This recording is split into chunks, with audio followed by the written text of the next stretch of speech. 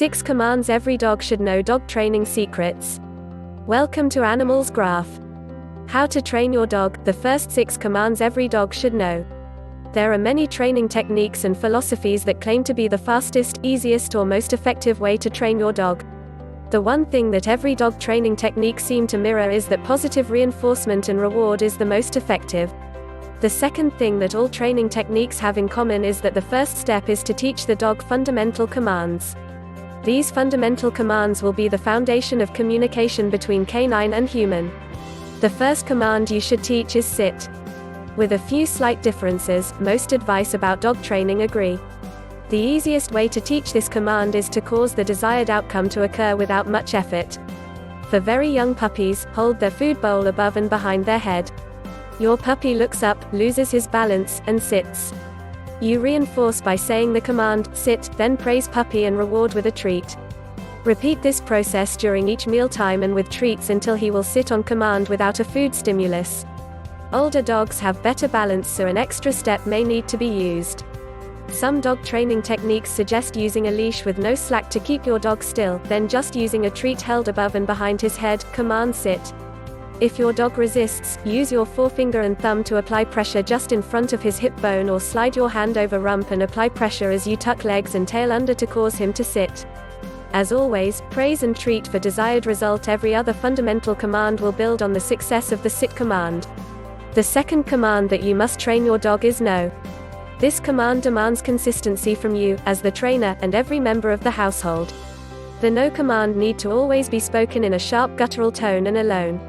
Do not use with your dog's name, or in a panicked or high-pitched tone that only comes naturally if you were to walk in and see your dog chewing your favorite pair of shoes. Your tone needs to be authoritative, sharp and strong to relay your displeasure. Withhold attention as punishment. Consistency is the key to train your dog. Stay is another command that every dog should know. Building on sit, stand beside your dog with the leash taut, held straight above his head. Incorporate hand signals and place your open palm in front of dog's nose. Say stay and move in front of your dog to block his forward movement. If he moves, repeat hand signal and stay command. If he stays, move back next to him, make him hold his stay for a few seconds, praise and treat. As with each dog training technique, continue to slowly increase increments of distance and hold time with each training lesson.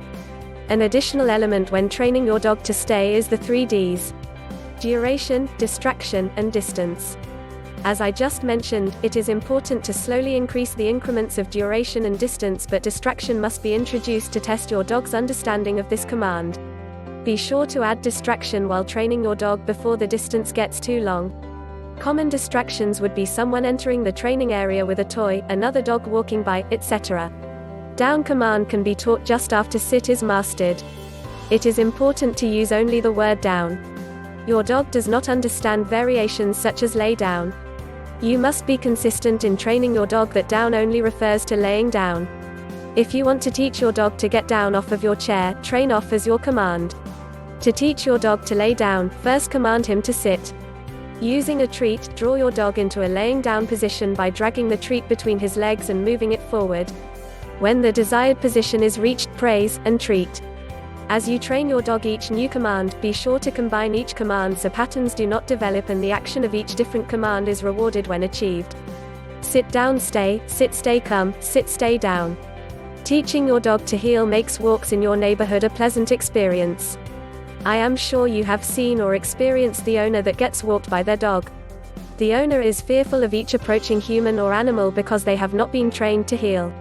Your goal is that your dog will stay close to you on a walk.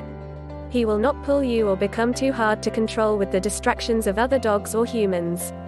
Start from sit, add let's walk, so your dog knows what is expected after he has learned to heel. A good tip, exercise your dog with play before training to heel. Work out all excess energy and train your dog in a quiet, distraction-free area. Start at sit, use your dog's name and command heel.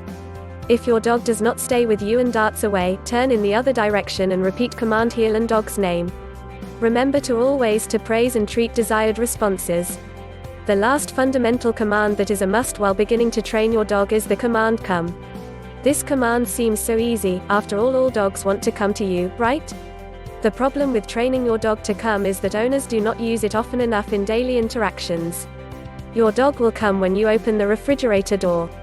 The command needs to be reinforced by putting your dog in sit and stay, then by changing your location, command come, and use your dog's name. Praise and reward with each and every desired result. One very important point to remember is never correct or discipline your dog for responding to the come command. The reality is that when you need your dog to respond to come the most is when his safety is at risk.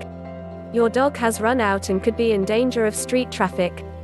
Come returns your dog to the safety of your home. Your fear response will instinctively make you want to correct your dog for running out. Remain consistent with your training, praise and reward your dog. This is a very brief overview of training techniques and sequences to use while training your dog the fundamental commands. Repetition will be required several times while training. The increase of distance and duration, as well as the introduction of distractions, will also require repetition. Patience and time will need to be devoted while training these commands. I think you will find that if you begin to train your dog with these fundamental commands, you will find the more technical training will be easier for both you and your dog. I hope to share the knowledge I have learned. If you want to learn more about dog adoption, training, how to choose the right dog for your lifestyle, or just read funny little stories of Daisy's antics, check out in description below.